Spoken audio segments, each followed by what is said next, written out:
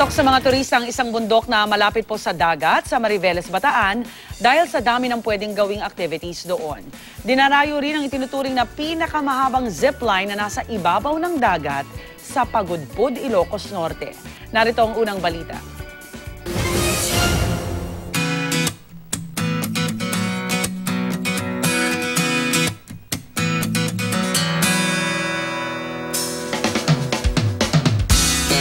Marami sa atin ang nangangarap na lumipad na parang superhero. Matutupad na yan dahil parang ganyan ang pakiramdam kapag sinubukan ang dinarayong zipline sa Pagudpud, Ilocos Norte. Sa habang 1.7 kilometers, ito ang itinuturing na pinakamahabang zipline sa mundo na nasa ibabaw ng tubig. Sulit na sulit ang experience na ito na nagkakahalaga lang ng 1,000 piso.